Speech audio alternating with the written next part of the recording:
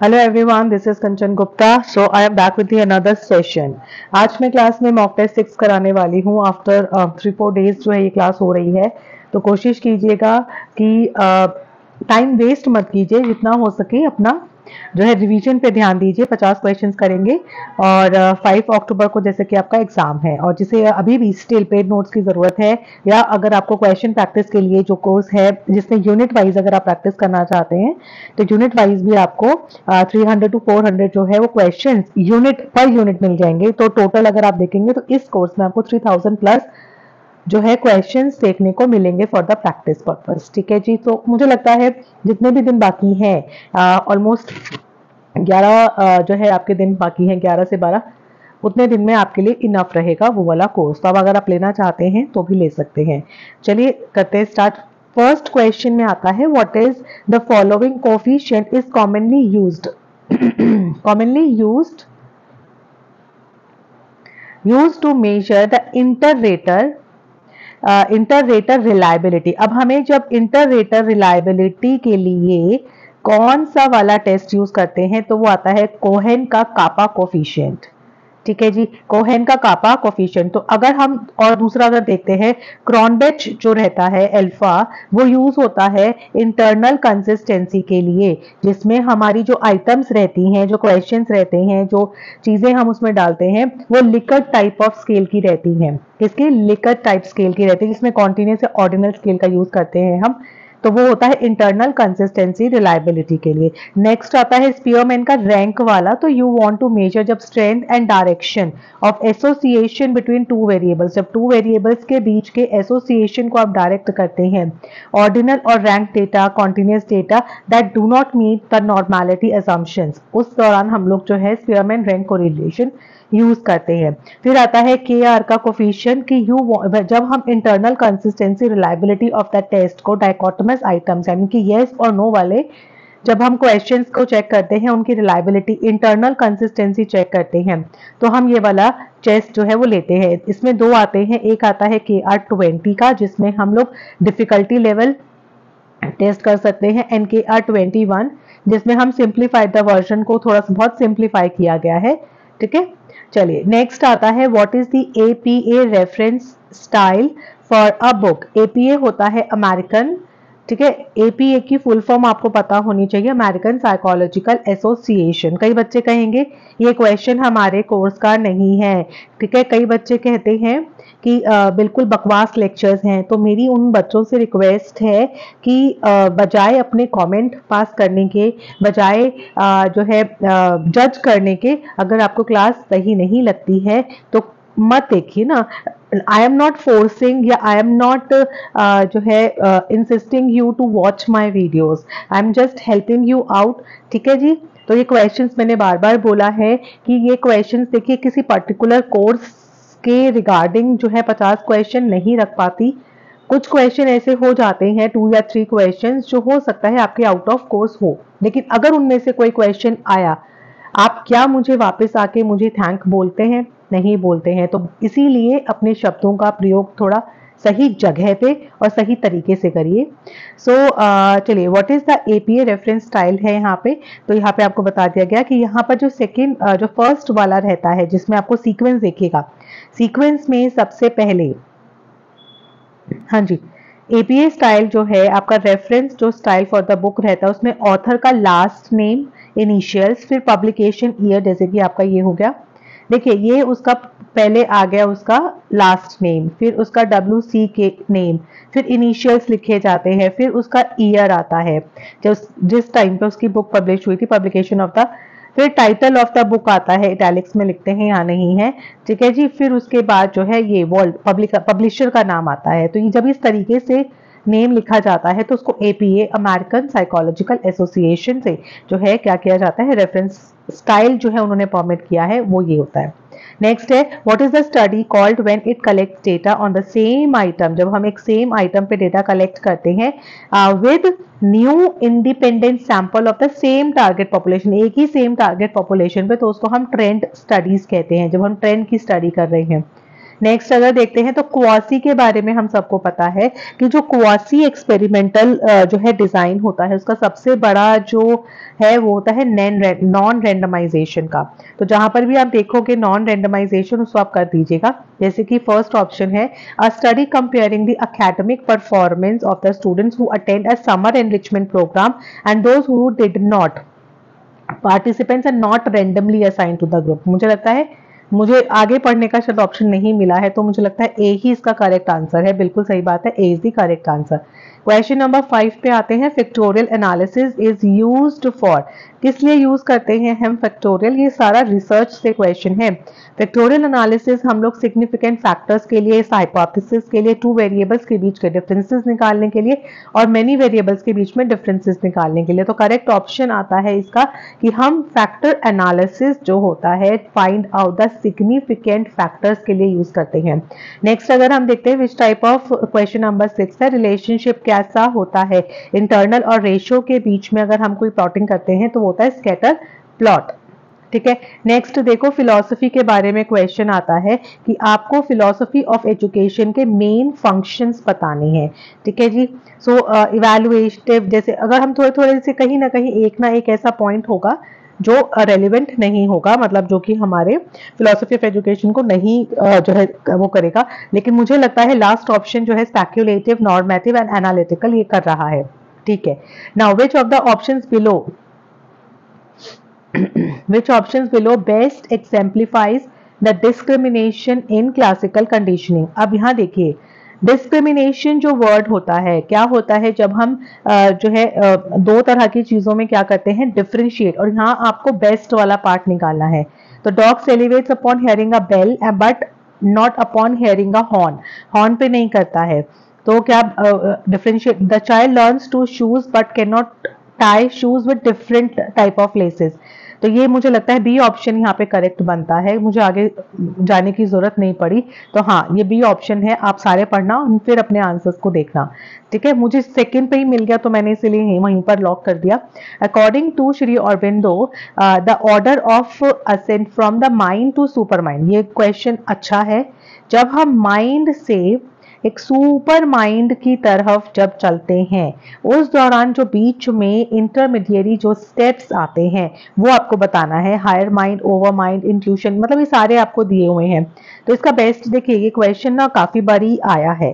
ठीक है, तो इसको इग्नोर मत करना, एटलीस्ट एक नजर मार के जाना कि ये वाले क्वेश्चन में स्टेप्स क्या है। वो स्टेप्स मैं आपको दिखाती हूँ, देखो ये रहे। इसका स्क्रीनशॉट आप लीजिएगा और स्क्रीनशॉट जो है आपके काम आएगा। जैसे कि यहाँ पर सबसे लोएस्ट पे जो रहता है, देखो समझते हैं, सबसे लोएस्ट पे जो रहता है वो रहता है इनकॉन्शियस, मतलब कि लोएस्ट स्टेट है जहां पर कंप्लीट लैक ऑफ अवेयरनेस होती है।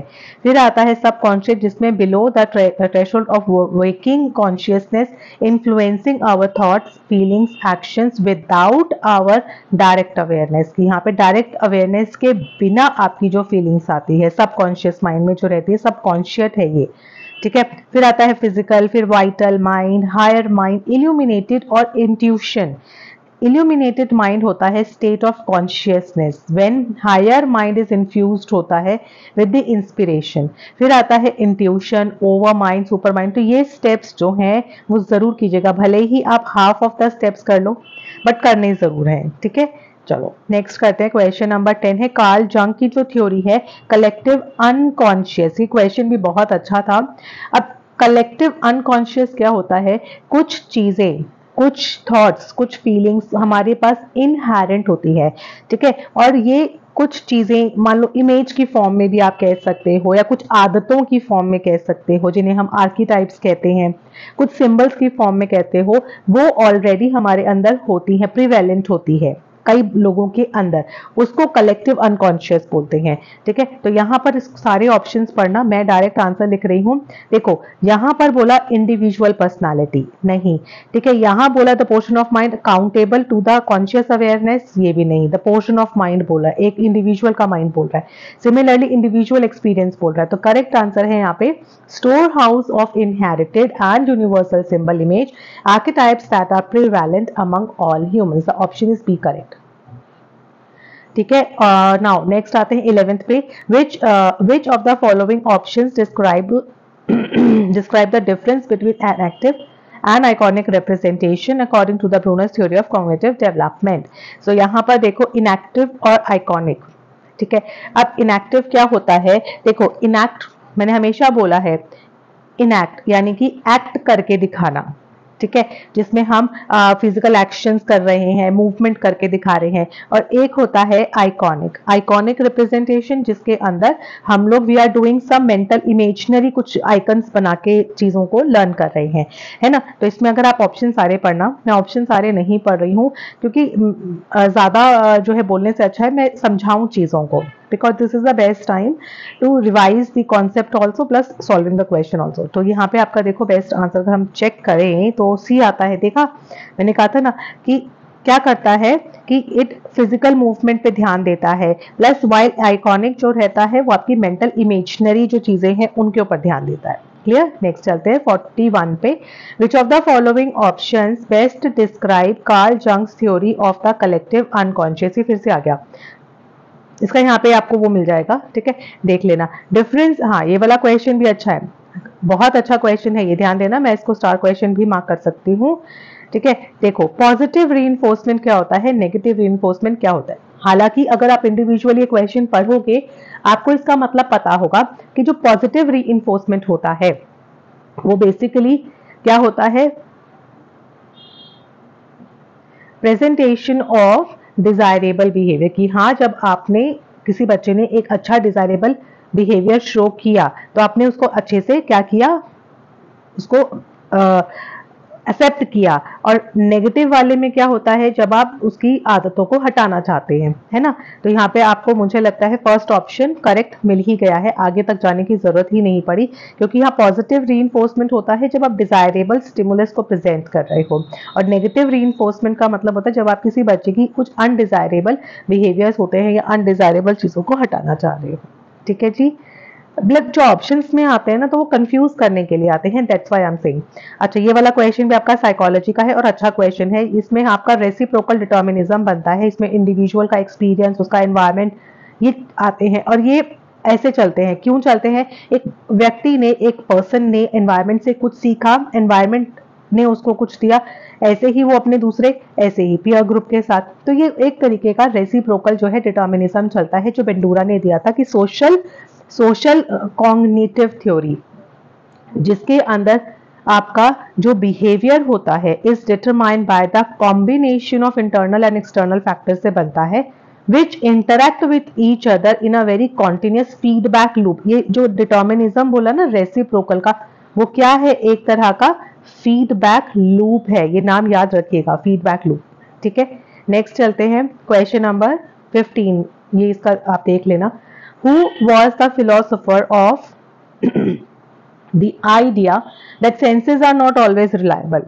सेंसेस हमेशा सही नहीं होते हैं, एंड दे ऑफन डिसीव अस, धोखा भी दे सकते हैं, with a sense impression sometimes conflict with each other.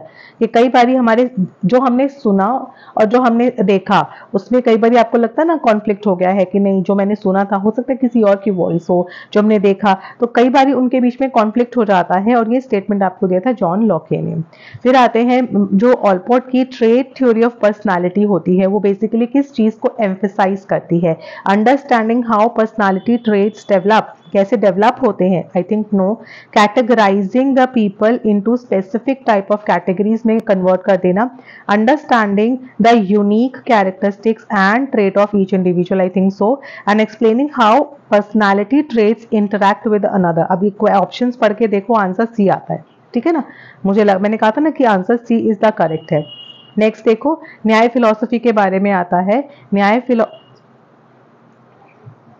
Knowledge is defined as cognition which presuppose some other cognition which is mediated and indirect।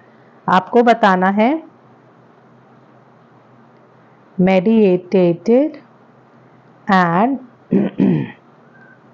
indirect। जी हाँ, तो न्याय फिलॉसफी के बारे में अगर हम देखते हैं, न्याय फिलॉसफी में 2 टाइप्स की नॉलेज, जैसे डायरेक्ट यानी कि प्रत्यक्ष, और दूसरी परोक्ष, मेडिएटेड और इनडायरेक्ट, मेडिएटेड और इनडायरेक्ट। सो नॉलेज ये डिपेंड करती है अदर कॉग्निशन पे, ठीक है। अनुमान, अनुमान क्या होता है?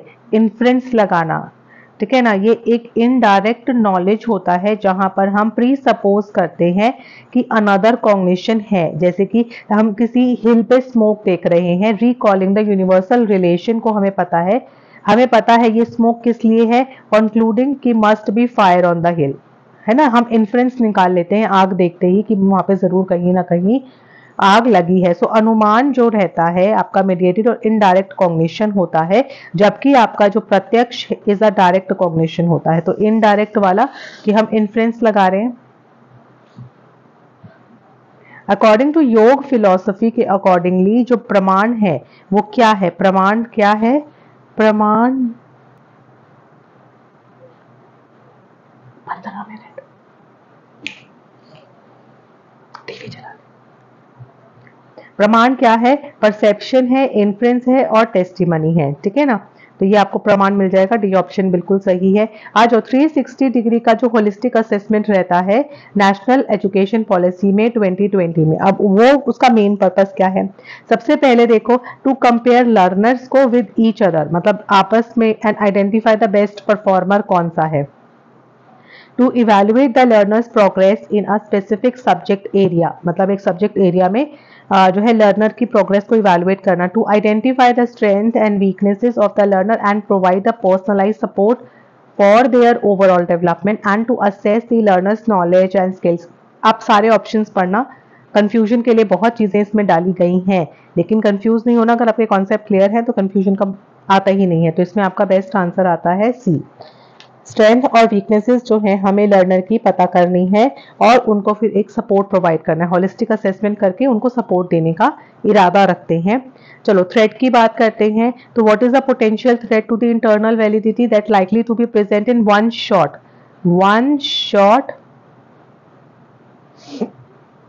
Case study. अब जब वन शॉट केस स्टडी होती है उस दौरान what is the potential of threat, क्या थ्रेट हो सकता है जी? वहां पे थ्रेट आ सकता है सिलेक्शन का, ठीक है। नेक्स्ट देखो, which of the following best describe in reflexivity in qualitative research. अब क्वालिटेटिव रिसर्च समझते हैं, क्या है बेस्ट? रिफ्लेक्सिविटी दिखानी है, the ability of the researcher to remain impartial and unbiased, मतलब एक रिसर्चर को बहुत ही इम्पार्शियल और अनबाइस्ड रहना होता है। द रिसर्चर्स की जो विलिंगनेस है to examine his own belief and values the research situation, the use of multiple method selection in data collection and systematic analysis of qualitative data, ठीक है। ध्यान से क्वालिटेटिव रिसर्च को समझना है, जिसमें आंसर आता है एक रिसर्चर की जो विलिंगनेस होती है कि वो अपने ओन बिलीफ को एग्जामिन करे एंड वैल्यूज को एग्जामिन करे। Just a moment, values and belief को एग्जामिन करे टू रिसर्च सिचुएशन, ठीक है। So this is the reflexivity. Difference बता दीजिए मुझे जल्दी से, इसमें डिफरेंस क्या है? Critical ethnography from qualitative research method से किस प्रकार भिन्न है, ठीक है। एथनोग्राफी कि it involves the use of survey and questionnaire to collect data, क्या यहाँ पर सर्वे यूज किया जाता है इसलिए भिन्न है। It focus on the study of culture, it involves the use of personal experience to explore a particular phenomena. Basically आपको ये बताना है क्रिटिकल क्या होता है। Focus on the power relation, empowerment and social inequalities within a जो है particular context. तो क्रिटिकल एथनोग्राफी क्या रहेगा आपका? बेसिकली ये होता है, it involves a focus on power relation, empowerment and social inequalities with in a particular context. ये चीज उसको भिन्न बना देती है। ये पीएचडी लेवल का क्वेश्चन है, थोड़ा सा लेवल अप इसीलिए रखा गया है ताकि आप हर तरह के क्वेश्चन की प्रैक्टिस करें। What is the strength of grounded theory? Grounded theory की स्ट्रेंथ आपको बतानी थी क्वालिटेटिव में कि it allows the researcher to develop theory based, collect the data from a large number of participants, develop a theory to account for the main concern and researcher to avoid the ethical concern। क्या है grounded theory जी? या सबसे ये C, develop a theory for the main concern, इसका होता है develop theory. Bloom की जो टेक्सोनॉमी है, creating something new by combining और रीअरेंजिंग द एग्जिस्टिंग आइडियाज, जो भी आइडियाज उनको मिलते हैं उनको कंबाइन करके कुछ न, creating something new, that is called synthesis. Yes of course this is called synthesis. This is not some kind of analysis. This is not the evaluation. This is something we are combining something to get to something creative work. So this is called something synthesis. Now question 25. According to essentialism, confuse मत होना इसको, ये है essentialism. Essentialism होता है हम बच्चों को वही चीज पढ़ाएंगे जो उनके लिए जरूरी है, जो चीजें उनके लिए एसेंशियल है. So they are socially constructed and constantly change होती रहती है. They are based on individual perspectives पे बिलीव करते हैं, subject to interpretation. They are inherited, मतलब उनको इनहेरिटेड होते हैं. They are inherited and unchanging. ठीक है जी, एसेंशियल होती है जो जरूरी है.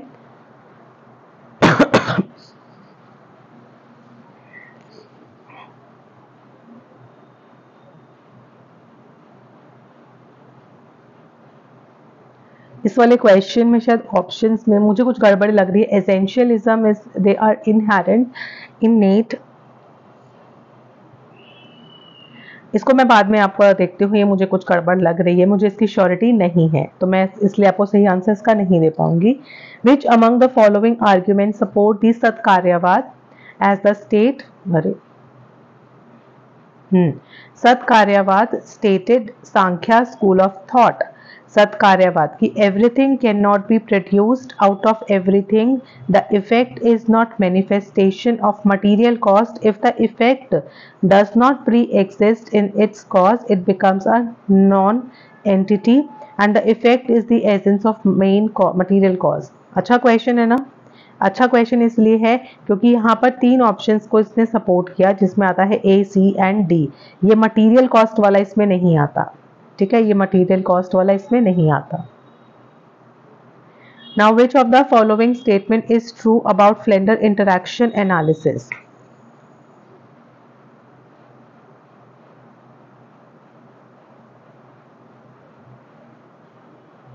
It records the physical movement of teachers and students during teaching and learning process. It records only what teachers say during the teaching process, जो टीचर ने बोला है. It records only what students say during learning process. It records what teachers and students say during teaching and learning process.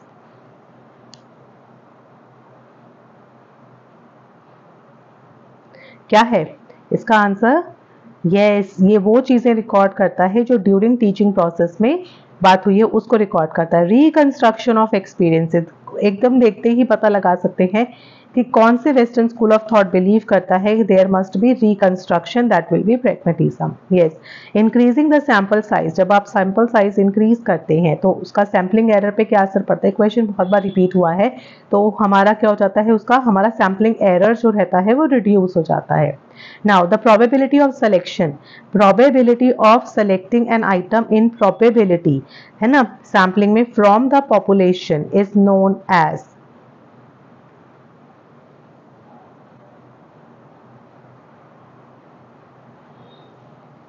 क्या होता है probability? There is a probability is non-zero.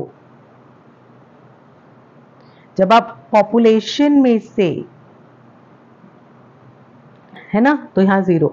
The difference between, ये देखना, difference between expected value of statistic and the value of parameter being estimated is called.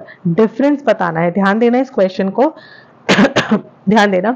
Difference between expected value of statistics, statistics की जो भी आपकी expected value होती है and the value of parameter is being estimated. Parameter से एक statistics से निकाली है, एक पैरामीटर से निकाली है, that will be the bias, that will B bias.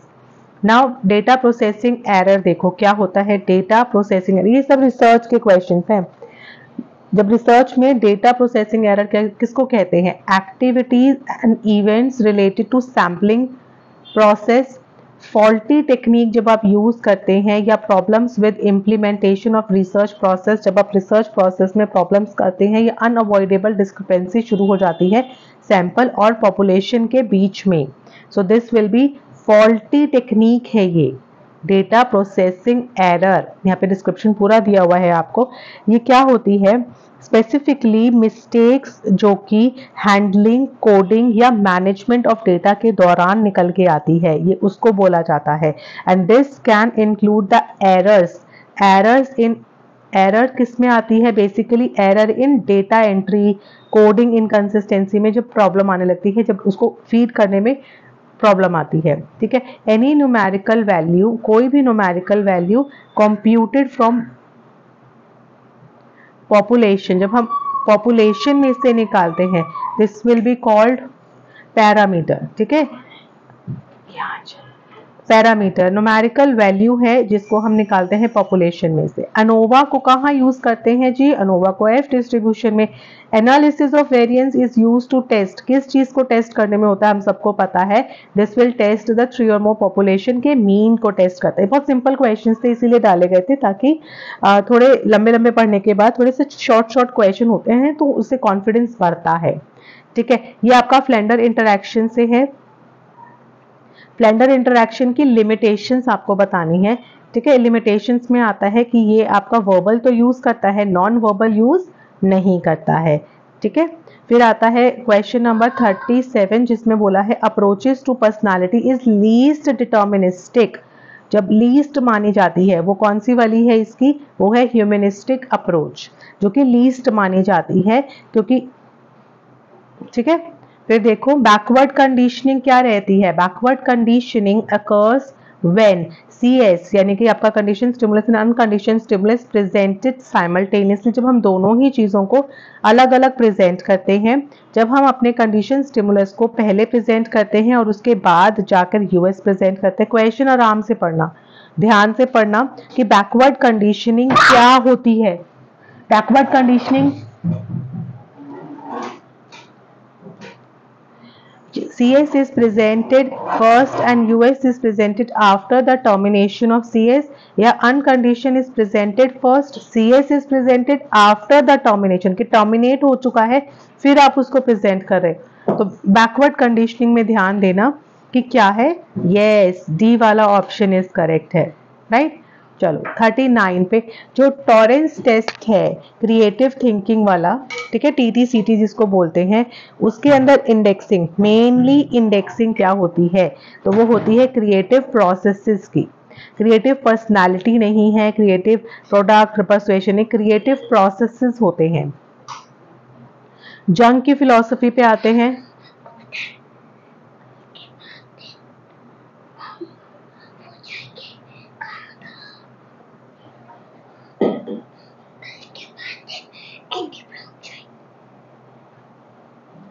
In Jung's theory, the idea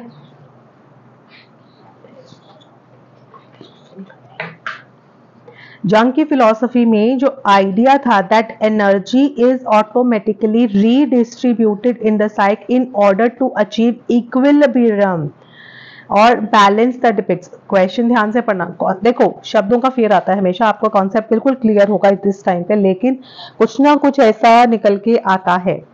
ठीक है, और कई लोग मुझे बोलते हैं क्वेश्चन हमारे रेलिवेंट नहीं है। अगर उनको लगता है मत मैं कह रही हूँ नहीं देखिए आप वीडियोस, कोई दिक्कत नहीं है।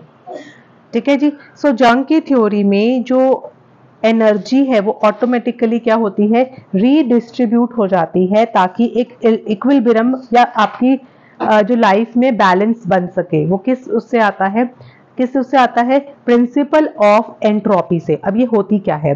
जंग ने ये कॉन्सेप्ट जो है वो फिजिक्स से लिया था, जिसके अंदर जो साइकिक एनर्जी होती है tends to flow from the stronger area से वीकर सेक्शन यानी कि वीकर वंस के लिए जाता है, ताकि आपकी जो फिजिक है वो क्या हो सके? बैलेंस हो सके। ठीक है, नेक्स्ट आते हैं क्वेश्चन नंबर 41 पे। For arriving at classical conditioning ये भी क्वेश्चन आया हुआ क्वेश्चन है ये, कि हम जब क्लासिकल कंडीशनिंग पैराडिगम करते हैं उस दौरान हम एक इंडिपेंडेंट वेरिएबल यूज करते हैं। वो कौन सा होता है? मैग्नीट्यूड ऑफ रिस्पॉन्स होता है, रेजिस्टेंस ऑफ टू एक्सटिंक्शन होता है, स्पॉन्टेनियस रिकवरी होता है, ये number of CS and US होता है। ये क्वेश्चन मैं पहले भी आपको करा चुकी, जिन्होंने क्लासेस लिया है उन्हें पता होगा कि पावलोव ने नंबर ऑफ टेयरिंग जितनी अच्छी होगी उतना ही वो इंडिपेंडेंट वेरिएबल को शो करता है। ठीक है। नेक्स्ट क्वेश्चन आपका आता है जी, एजुकेशन एक लेबोरेटरी है जहां पर हम philosophic truth become concrete and are tested, जहां पर टेस्ट किए जाते हैं। अभी ध्यान देना शब्दों को कि कौन ऐसा बोल सकता है, कौन ऐसा बोल सकता है, तो वो कौन बोल सकता है, जॉन डीवी। ठीक है जी। एजुकेशन एक लेबोरेटरी है जहां पर हम फिलोसॉफिक जो ट्रुथ है, जो सच्चाइयां हैं, उनको हम लोग मेजर करते हैं। According to dash the main instrument of thought is mind. अब यहां देखो एक वर्ड पकड़ लिया मैंने, which is immense and diverse powers.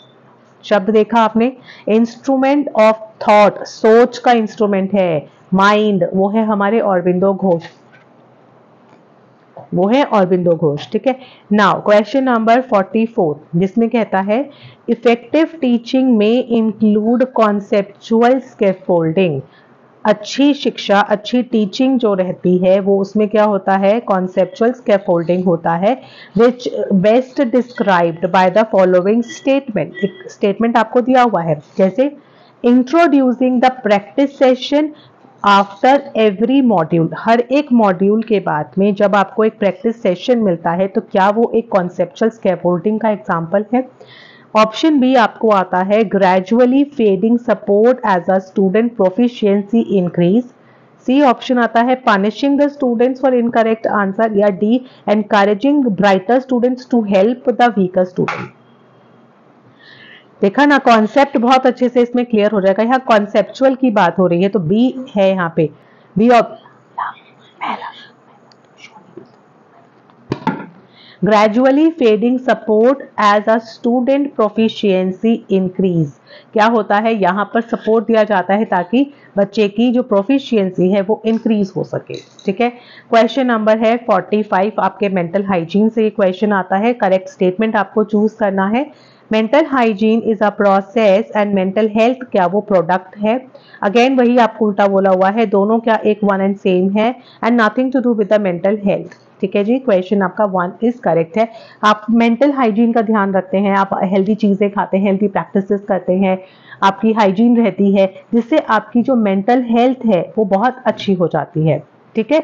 Next आते हैं क्वेश्चन नंबर 46 पे, जिसमें आपको बोला है विच of the following gunas is responsible for the manifestation of objects in consciousness। कौन सा वाले गुण आते हैं इसमें जो मैनिफेस्टेशन पे काम करते हैं, that will be मैनिफेस्टेशन के लिए आते हैं सत्य गुण, अच्छे वाले गुण जो होते हैं वो आपकी कॉन्शियसनेस को डेवलप करते हैं।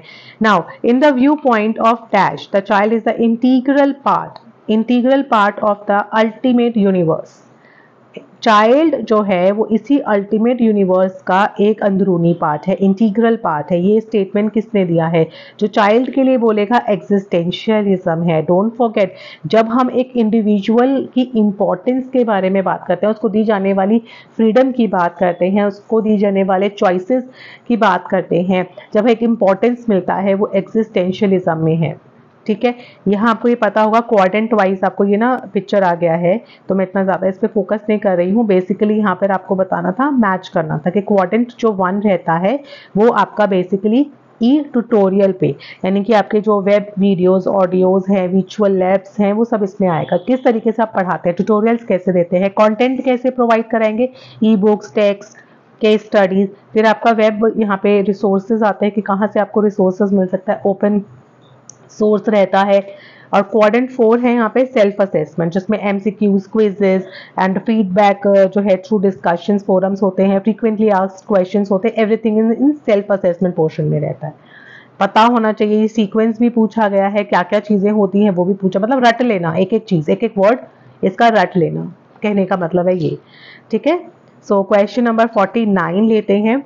मेजर जो कैरेक्टरिस्टिक्स आपको बताना है एक्सपेरिमेंटल रिसर्च का, जिसमें manipulation, control, treating, pre post design, inclusion of testing variables. आराम से पढ़ना, आप सबको पता है कि एक्सपेरिमेंटल जो रहता है उसमें मैनिपुलेशन होता है। ये ना क्वेश्चन पहले आया था, मैनिपुलेशन किस चीज का होता है, इंडिपेंडेंट का होता है, याद रखिएगा। उसके बाद जो है आपका ये मुझे लगता है ये वर्ड्स ऊपर नीचे हो गए हैं आपका। फिर कंट्रोल होता है इंटरवेनिंग वेरिएबल्स का, एंड देन आपका testing variable, treating of depend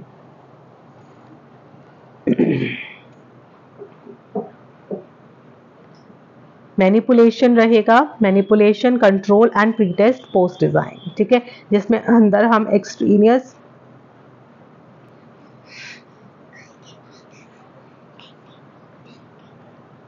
avoid करने के लिए, ठीक है ना, अवॉइड,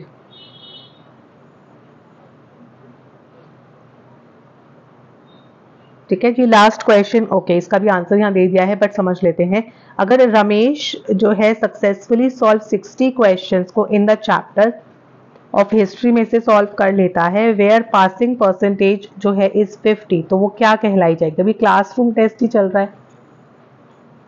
है ना, तो ये आपका क्राइटेरियन रेफरेंस टेस्ट होगा। इसका डिफरेंस यहाँ पे दिया हुआ है, कहते हैं कि कहते हैं क्राइटेरियन जो रहता है उसमें हम लोग कंपेयर करते हैं किसी सेट ऑफ स्टैंडर्ड के साथ में, ठीक है ना, कि पासिंग मार्क्स ये है इतनी परसेंटेज, जिसमें बार बार कहते हैं ना, ऐसे याद रखा करो 33% जो है बच्चा पास होगा और जिसके 32% हो गए वो फेल हो जाएगा। तो देयर इज सम क्राइटेरिया जो है उसको हम क्राइटेरिया रेफरेंस कहते हैं। नॉर्म रेफरेंस में क्या होता है, रिलेटिवली पोजीशन काउंट होती है, जिसमें हम रैंकिंग मोस्टली काउंट करते हैं। हमारा नेट का एग्ज़ाम है, जो भी हमारे जो है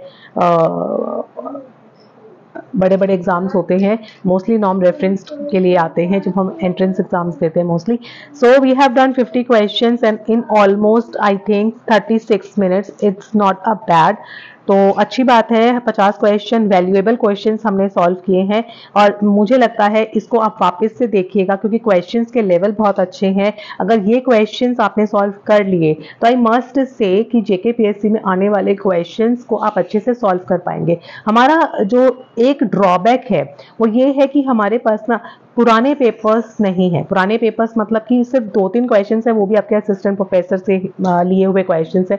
so we don't know the level of questions. तो जितना हम एक्सपेक्ट करते हैं कि हम लोग हर लेवल के लिए तैयार हो रहे हैं कि इजी क्वेश्चंस आएंगे हम तब भी सॉल्व कर लेंगे, मीडियम क्वेश्चंस आएंगे तब भी हम सॉल्व करेंगे, और अगर ज़्यादा डिफिकल्ट क्वेश्चंस आएंगे तो उसकी भी मैं प्रैक्टिस करा रही हूँ आपको। तो don't forget to like the session, share with your friends and thank you so much guys। Mock 7 भी मैं जल्दी ही ले आऊंगी क्योंकि 3-4 दिनों से क्लास नहीं हुई है, तो कोशिश करती हूँ कि आज ही डाल दूँ या कोशिश करती हूँ कि 2-3 एक साथ डाल दूँ। कोशिश रहेगी मेरी, प्रॉमिस नहीं कर पाऊंगी। So thank you so much, all the best.